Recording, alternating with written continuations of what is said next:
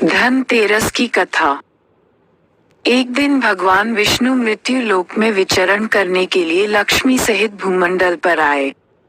कुछ देर बाद लक्ष्मी से बोले, मैं दक्षिण दिशा की ओर जा रहा हूँ, तुम उधर मत देखना। यह कह जो ही भगवान ने राह पकड़ी त्यों ही लक्ष्मी पीछे पीछे चल पड़ी। कुछ ही दूर पर सरसों का खेत दिखाई दिया। उसके बाद ऊख तोड़कर चूसने लगी।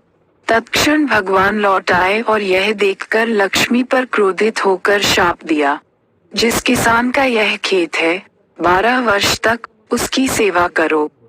ऐसा कहकर भगवान क्षीरसागर चले गए और लक्ष्मी ने किसान के यहाँ जाकर उसे धन धान्य से पूर्ण कर दिया। तत्पश्चात 12 वर्ष के बाद लक्ष्मी जी जाने के लिए तैयार हुई, किंतु किसान ने रोक लिया।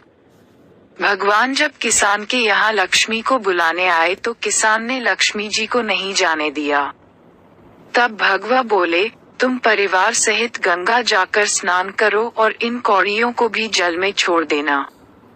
जब तक तुम नहीं लौटोगे तब तक मैं नहीं जाऊंगा। किसान ने ऐसा ही किया। जैसे ही उसने गंगा में कौड़ियां डाली वैसे ही गंगा में से 4 चतुर्भुज निकले और कौड़ियां लेकर चलने को उद्यत हुए। जब किसान ने ऐसा आश्चर्य देखा तो गंगा जी से पूछा, ये 4 भुजाएं किसकी थीं? गंगा जी ने बताया, हे किसान, वे चारों हाथ मेरे ही थे। तूने जो कौड़ियां मुझे भेंट की हैं वे किसकी दी हुई हैं?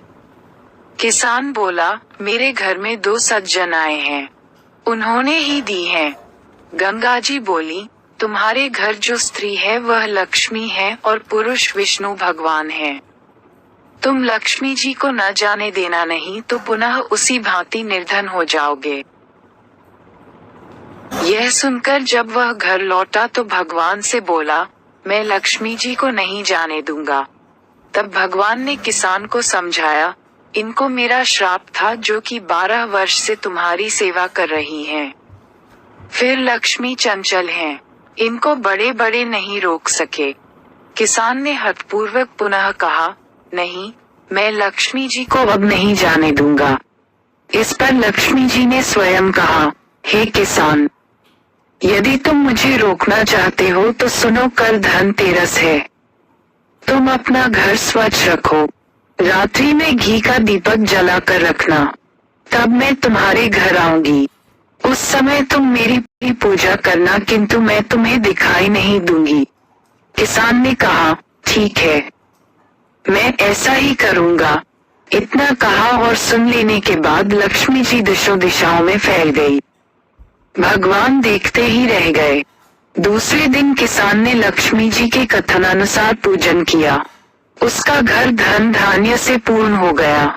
इसी भांति वह हर वर्ष धनतेरस के दिन लक्ष्मी जी की पूजा करने लगा।